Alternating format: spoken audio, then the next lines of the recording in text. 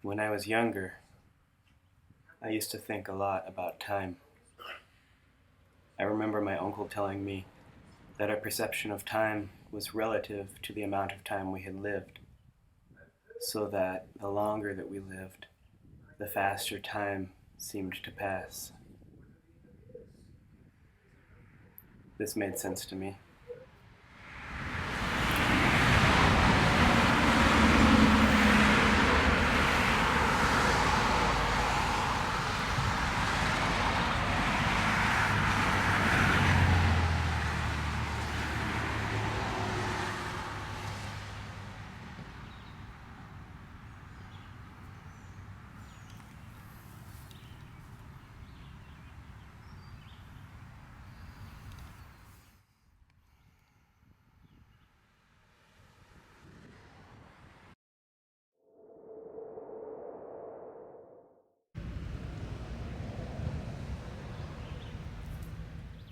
Last is an interesting word. It has the sense of finality, but also the sense of endurance.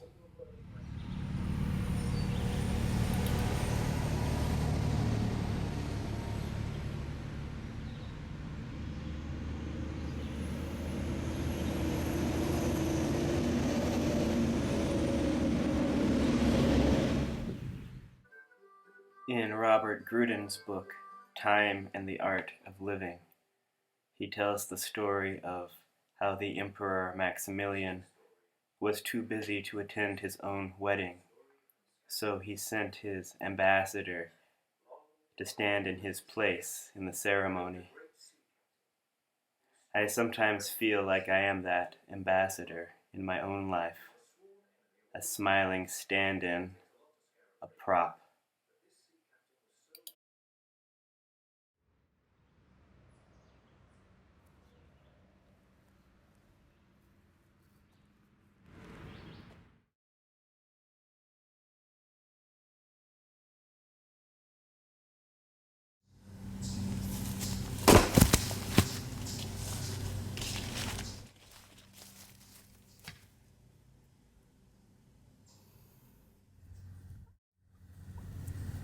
In the Book of Nightmares, Kinnell's speaker is unable to shake the memory of killing a chicken.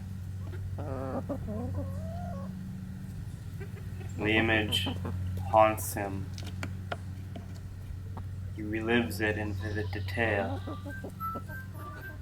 It begins to permeate his being, shaping his sense of himself and the world. Actions are not isolated. They become like culverts, directing the flow of our experience. Once he had killed the hen, he became like a marked man, waiting for his own turn to lay his neck on the stump.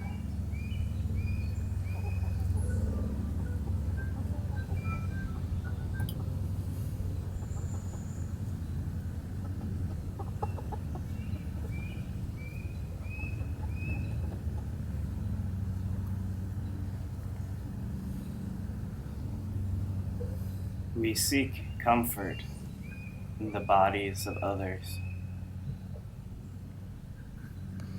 We use our own bodies to escape the discomfort of having a body.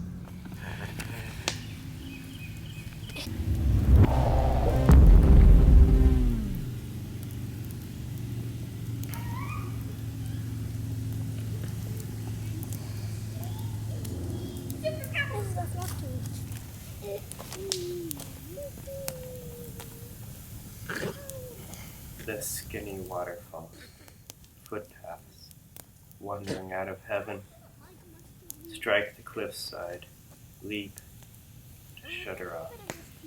Somewhere behind me, a small fire goes on flaring in the rain, in the desolate ashes, no matter now whom it was built for.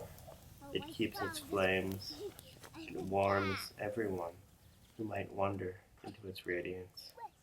Tree, lost animal, stones, because in the dying world it was set burning. I have a smoke machine. It billows out smoke. A black bear sits alone in the twilight, nodding from side to side, turning slowly around and around on himself, scuffing the 4-footed circle into the earth.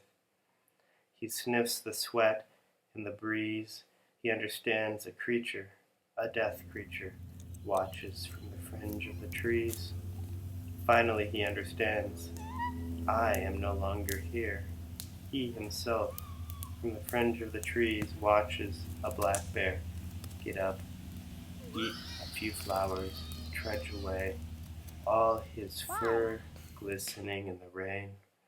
And what glistening! Sancho Fergus, my boy child, had such great shoulders when he was born, his head came out. The rest of him stuck, and he opened his eyes, his head out there, all alone in the room. He squinted, with pained, barely unglued eyes, at the 9th month's blood splashing beneath him on the floor, and almost smiled, I thought, almost forgave it all in advance.